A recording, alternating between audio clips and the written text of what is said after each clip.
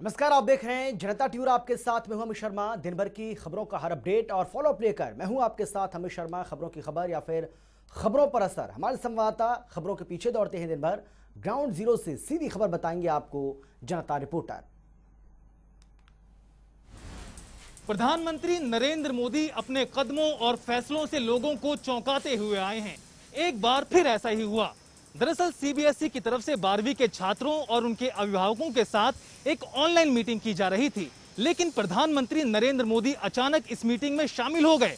बिना तय कार्यक्रम के ही पीएम मोदी मीटिंग में शामिल हुए और बच्चों और उनके अभिभावकों के साथ बातचीत करने लगे। इस दौरान प्रधानमंत्री नरेंद्र मोदी ने बच्चों के अभिभावकों की चिंता को भी दूर किया। साथ ही साथ उन्होंने 12वीं की मार्किंग को लेकर भी बच्चों से तरीका पूछा। आपको बता दें कि कोरोना के चलते इस साल 12वीं की परीक्षाओं को रद्द कर दिया गया है। सीबीएसई की कक्षा 12वीं की परीक्षाएं रद्द होने के बाद हर कोई ये जानना चाहता है कि छात्रों को पास कैसे किया जाएगा। इस बीच सीबीएसई के कार्यक्रम में पहुंचकर प्रधानमंत्री नरेंद्र मोदी ने सभी को चौंका दिया। दरअसल शिक्षा मंत्रालय सीबीएसई के छात्रों के साथ एक वर्चुअल बैठक कर रहा था। इस बीच पीएम मोदी भी इस बैठक में जुड़ गए। प्रधानमंत्री ने छात्रों और उनके पेरेंट्स से बातचीत की। शिक्षा मंत्रालय और सीबीएसई के इस कार्यक्रम में प्रधानमंत्री के शामिल होने के बारे में किसी को कोई जानकारी नहीं थी, लेकिन पीएम ने अचानक वीडियो कॉन्फ्रेंसिंग में शामिल होकर सभी को हैरान कर दिया। पंजाब नेशनल बैंक स्कैम में 13,500 करोड़ रुपए का घोटाला कर देश से फरार मेहुल चोकसी की जमानत याचिका आज डोमिनिका कोर्ट में रद्द कर दी गई है।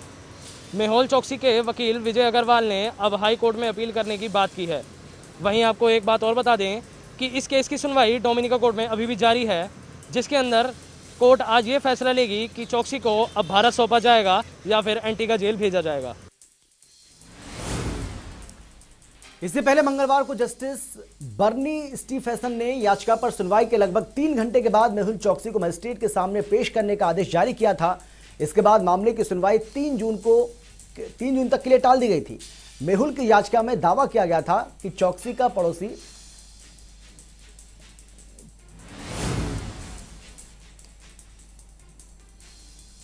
दूसरी तरफ भारत में बच्चों को बीमार करने वाला एक नया सिंड्रोम सामने आया है, जो कि बच्चों को बेहद बीमार कर सकता है, जिसका नाम है मल्टी सिस्टम इन्फ्लेमेटरी सिंड्रोम। आपको बता दें कि इसका लक्षण है बच्चों को बुखार आना, उल्टी, थकान। वहीं विशेषज्ञों के माने तो कोरोना के लक्षण से मिलता जुलता है।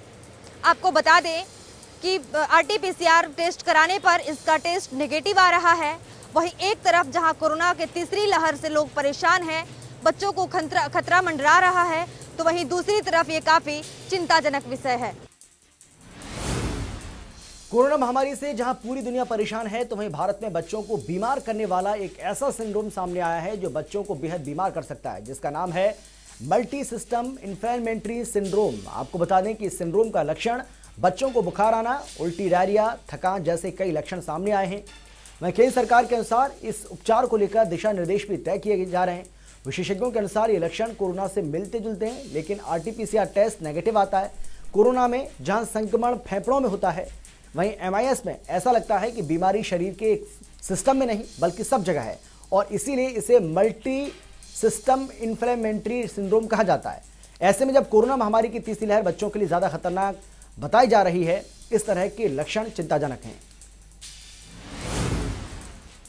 देश में कोरोना की तीसरी लहर की चेतावनी के बीच बच्चों पर वैक्सीनेशन का काम शुरू हो गया है। दरअसल बिहार के पटना एम्स में 3 बच्चों पर कोवैक्सीन का ट्रायल शुरू किया गया। वैक्सीन के ट्रायल के पहले दिन करीब 15 बच्चे अस्पताल पहुंचे थे, जिनमें से 3 बच्चों को वैक्सीन के लिए फिट पाया गया। आपको बता दें, इन बच्चों की उम्र 2 से 18 साल के बीच थी। वही राहत की बात यह है कि जिन बच्चों को वैक्सीन लगाई गई, इनमें किसी तरह के साइड इफेक्ट नहीं देखे गए। अब इन बच्चों को 28 दिन बाद दूसरी वैक्सीन का डोज दिया जाएगा। कोरोना की तीसरी लहर को बच्चों के लिए खतरनाक बताया जा रहा है। ऐसे में सरकार की ओर से महामारी से लड़ने के लिए अभी से पूरी तैयारी की जा रही है। दरअसल बिहार के पटना एम्स में 2 से 18 साल के बच्चों पर वैक्सीनेशन ट्रायल शुरू हो गया है। जानकारी के मुताबिक 2 जून को पटना एम्स में बच्चों के ऊपर कोवैक्सीन का ट्रायल शुरू किया गया, जिसके अंतर्गत 3 बच्चों को पहले दिन इस वैक्सीन की पहली डोज दी गई। बच्चों पर कोवैक्सीन के ट्रायल के लिए पहले दिन 15 बच्चे पहुंचे थे, जिनमें से 3 बच्चे पहली डोज लेने के लिए फिट पाए गए। वहीं राहत की बात यह है कि जिन 3 बच्चों को ये वैक्सीन लगी उनमें अभी तक किसी तरह का कोई साइड इफेक्ट नहीं दिखा। नियमों के मुताबिक इन 3 बच्चों को अब वैक्सीन की दूसरी डोज 28 दिनों के बाद दी जाएगी। कोरोना वैक्सीन की कमी देश के कई राज्यों में देखने को मिल रही है, जिसके चलते दिल्ली समेत कई राज्यों में वैक्सीनेशन सेंटर्स को बंद किया जा रहा है। हालांकि केंद्र सरकार की ओर से ज्यादा वैक्सीन खरीदकर दूसरे राज्यों को देने का प्रयास कर रही है। केंद्र सरकार की ओर से हैदराबाद बायोलॉजिकल ई कंपनी को 30 करोड़ वैक्सीन डोज बनाने का ऑर्डर दिया है। बायोलॉजिकल कंपनी भारत की दूसरी स्वदेशी वैक्सीन कंपनी होगी। इससे पहले बायोटेक की ओर से कोवैक्सीन का निर्माण किया जा चुका है। एलोपैथी और आयुर्वेद के खिलाफ चल रहा विवाद अब थमने का नाम नहीं ले रहा है। आपको बता दें कि ये विवाद अब कोर्ट में पहुंच गया है। डीएमए यानी दिल्ली मेडिकल एसोसिएशन ने बाबा रामदेव और कोरोनिल के खिलाफ दिल्ली हाई कोर्ट में याचिका दायर की है। याचिका में बाबा रामदेव के खिलाफ वो केस दायर कर उन्हें कोरोनिल टैबलेट पर झूठे दावे और गलत बयानबाजी से बचने की अपील की है। एलोपैथी और आयुर्वेद को लेकर चल रहा विवाद अब दिल्ली हाई कोर्ट पहुंच गया है। दिल्ली मेडिकल एसोसिएशन ने इसको लेकर याचिका दायर की है। डीएमए ने याचिका में बाबा रामदेव के खिलाफ केस दायर कर उन्हें कोरोनिल टैबलेट को लेकर झूठे दावे और गलत बयानबाजी करने से रोकने की अपील की गई है। याचिका पर सुनवाई करते हुए दिल्ली हाई कोर्ट ने डीएमए से कहा है कि आप लोगों को कोर्ट का समय बर्बाद करने के बजाय महामारी का इलाज खोजने में लगाना चाहिए। वहीं इस पर डीएमए ने कोर्ट से कहा है कि बाबा रामदेव अपनी दवा को कोविड-19 के इलाज के तौर पर दावा कर रहे हैं। हाईकोर्ट ने कहा कि आपने खुद कहा है कि दावा झूठा है और अगर यह मान भी लिया जाए कि यह झूठा है तो इस पर मिनिस्ट्री ऑफ आयुष को संज्ञान लेना है। आप इससे कैसे प्रभावित हो रहे हैं?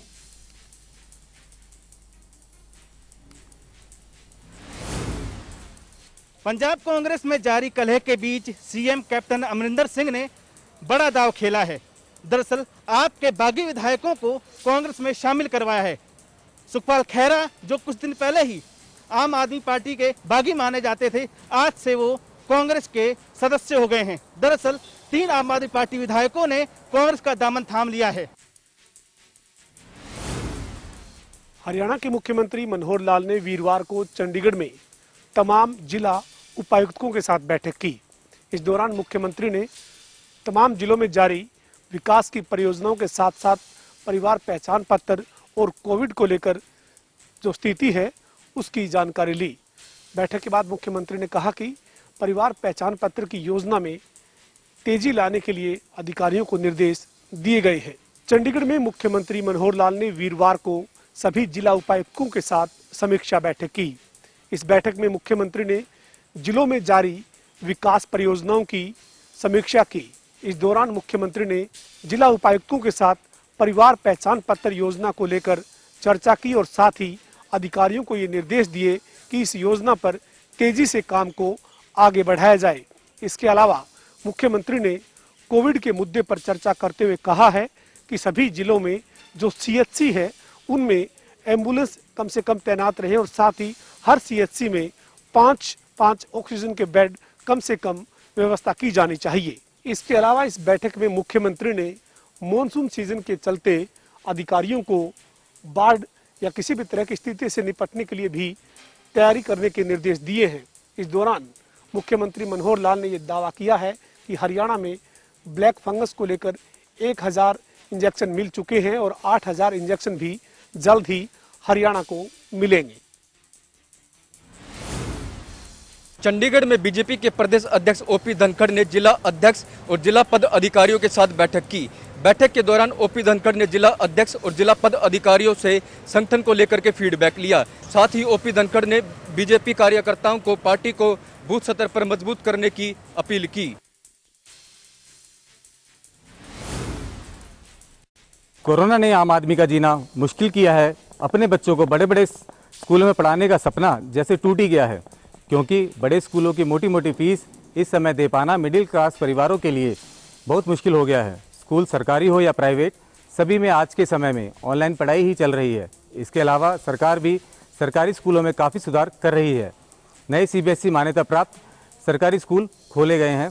बच्चों को अच्छे स्कूल में पढ़ाने का सपना आम आदमी इन सरकारी स्कूलों में पूरा कर सकता है, जिनमें सिर्फ नाम मात्र की फीस है। इसलिए कोरोना के आने के बाद से मिडिल क्लास परिवारों ने अपना रुख दोबारा सरकारी स्कूलों की तरफ कर लिया है। कम फीस में अच्छी शिक्षा आम परिवार को बहुत ही भा रही है।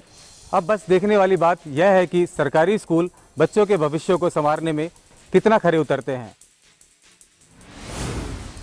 कोरोना का असर खत्म करने के लिए और कोरोना मरीजों को जल्द से जल्द ठीक करने के लिए जहां पहले कोरोना वैक्सीन निकाली गई थी, वहीं अगर आप बात की जाए तो कोरोना को लेकर ही एंटीबॉडी कॉकटेल जो है उस पर जो है ट्रायल किया जा रहा है। एंटीबॉडी कॉकटेल का जो ट्रायल था वह पहले गुरुग्राम में हुआ, लेकिन अब करनाल के कल्पना चावला मेडिकल कॉलेज में हो रहा है। हालांकि उसकी तैयारी लगभग पूरी कर ली गई है और जानकारी यह है कि जल्द से जल्द अगर ये ट्रायल सफल रहता है तो सरकार जल्द से जल्द इसको मार्केट में उतार सकती है। हालांकि पहले वैक्सीन को देखा गया था कि किस तरह से वैक्सीन आई और वैक्सीन को जो है मार्केट में सभी लोगों के लिए उतारा गया। पहले 40 साल 60 साल के लोगों को वैक्सीन और अब जो है 18 साल से ऊपर के लोगों को वैक्सीन लग रही है। लेकिन अब एंटीबॉडी कॉकटेल पर जो है ट्रायल चल रहा है। हालांकि कल्पना चावला मेडिकल कॉलेज सरकारी हॉस्पिटल में भी ये ट्रायल जो है शुरू हो चुका है और जल्द से जल्द उसके ड्रग की इंतजार की जा रही है ताकि उस ट्रायल को भी सफल बनाया जा सके। जो शॉपिंग मॉल से लोगों से गुलजार नजर आते थे, अब वहां सन्नाटा पसरा हुआ है। फरीदाबाद में व्यापारियों और दुकानदारों को राहत देने के बाद शॉपिंग मॉल्स को भी राहत दी गई है। 10 बजे से 6 बजे तक शॉपिंग मॉल्स का खोलने का समय निर्धारित किया गया है। लेकिन ग्राउंड रियलिटी की यदि बात करें तो लोग अभी भी घर से शॉपिंग मॉल्स के लिए खरीदारी करने के लिए मॉल्स में आना जो है वो प्रतिबंधित उन्होंने किया गया है। और यही कारण है कि फरीदाबाद के कई शॉपिंग मॉल्स ऐसे हैं जो अभी तक अनुमति दिए जाने के बावजूद नहीं खुले हैं। जो भी आउटलेट्स हैं वहाँ पर उन्हें उनके जो संचालक है उन्होंने अपनी मर्जी से बंद किया गया है और वे उम्मीद जता रहे हैं कि जल्द ही जो है पहले की तरह शॉपिंग मॉल्स की जो रौनक है वो वापस लौटे। क्योंकि दुकानदारों का शॉपिंग मॉल्स के दुकानदारों का कहना है कि ना तो 10 बजे से 6 बजे तक शॉपिंग मॉल्स खोले जाने से ना उनका खर्चा निकल रहा है, ना वेतन देने के लिए जो है वे इतना कमाई कर पा रहे हैं कि वे कर्मचारियों को वेतन दे। इसलिए उन्होंने डिसाइड किया है कि जब तक पूरी तरह से स्थितियां सामान्य नहीं होंगी शॉपिंग मॉल्स में वे अपनी दुकानें लगभग बंद रखेंगे। अब देखना ये है कि दुकानदारों की जो है ये उम्मीद कब पूरी होती है और एक बार फिर फरीदाबाद के शॉपिंग मॉल्स गुलजार नजर आते हैं। बाबा रामदेव द्वारा की गई टिप्पणी अब तूल पकड़ता हुआ नजर आ रही है और इसी के तहत जहां सोनीपत में कल काला दिवस मनाया गया तो वहीं आज IMA के सदस्यों ने आज जो है 2 घंटे के लिए OPD जो है बंद रखी है, जिसमें आपातकालीन सेवाएं हैं जो चालू रखी गई हैं। वहीं IMA के सदस्यों का सीधे तौर पर यही कहना है जब तक रामदेव के खिलाफ कार्रवाई नहीं होती तब तक ये प्रोटेस्ट जारी रहेगा।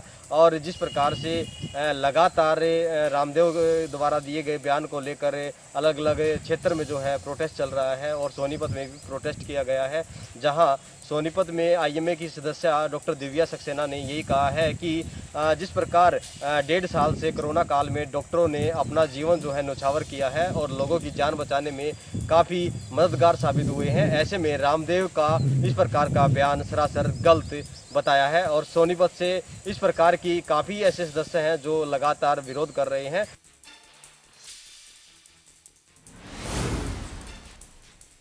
पूरा देश कोरोना महामारी से जूझ रहा है और ऐसे में कोरोना से छुटकारा पाने के लिए वैक्सीनेशन का काम लगातार किया जा रहा है। इसी को लेकर अलग अलग सेंटर बनाए गए हैं जहां पर लोगों को वैक्सीन लगाई जा रही है। साइबर सिटी गुरुग्राम की बात करें तो गुरुग्राम में भी लगभग 37 सेंटर बनाए गए हैं जहां पर आज 45+ लोगों को टीका लगाया जा रहा है। ऐसे में वैक्सीन की ज़रूर कमी देखी जा रही है, लेकिन आज भी ऐसे लोग गुरुग्राम में मौजूद हैं जो कि टीका लगवाने से अभी भी कतरा रहे हैं। कहीं ना कहीं उनके मन में वैक्सीन को लेकर डर बना हुआ है। ऐसे में स्वास्थ्य विभाग को इन लोगों को जागरूक करना चाहिए जो लोग कोरोना का टीका लगवाने से डर रहे हैं। आपको बता दें कि गुरुग्राम के अलग अलग इलाकों में हमने जाकर लोगों से बातचीत की तो उन्होंने क्या कहा, जरा आप भी सुन लीजिए। तो सुना आपने किस तरह से लोगों के मन में कोरोना वैक्सीन को लेकर डर बना हुआ है।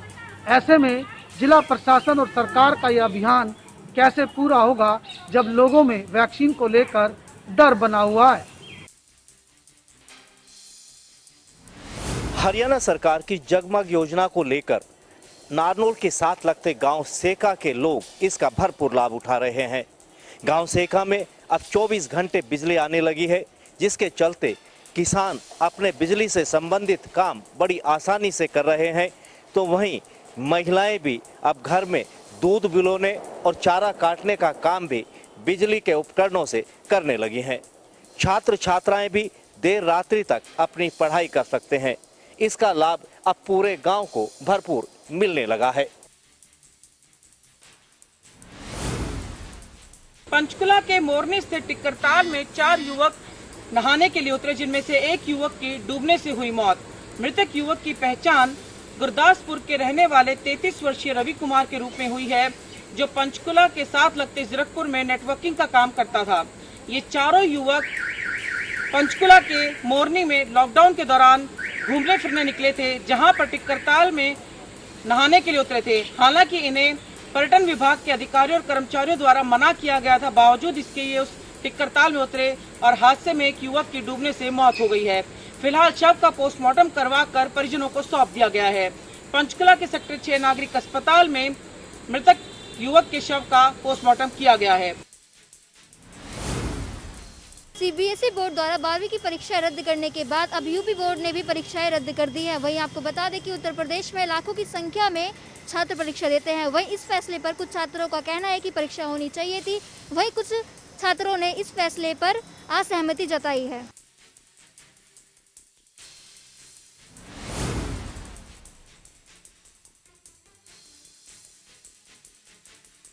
कांग्रेस ने हिमाचल के राज्यपाल बंडारू दत्तात्रेय से आज मुलाकात की और एक ज्ञापन सौंपा है। कांग्रेस का आरोप है कि हिमाचल प्रदेश में राज्य सरकार कोरोना संकट के बीच लोगों को मुआवजा देने में असफल रही है।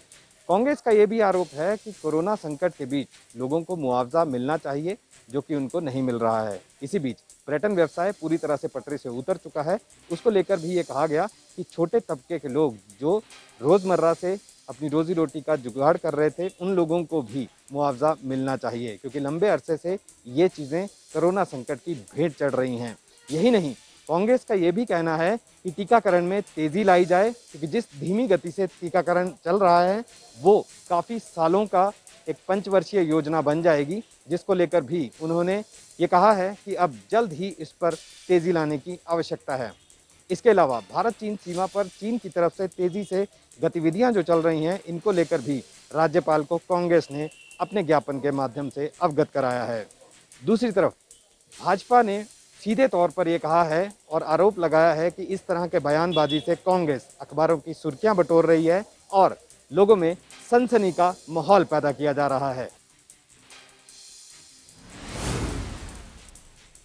वर्ल्ड टेस्ट चैंपियनशिप का फाइनल भारत और न्यूजीलैंड के बीच 18 से 22 जून को इंग्लैंड में खेला जाएगा, जिसके चलते भारतीय टीम इंग्लैंड पहुंच चुकी है और अब उसे अगले कुछ दिन क्वारंटीन रहना पड़ेगा।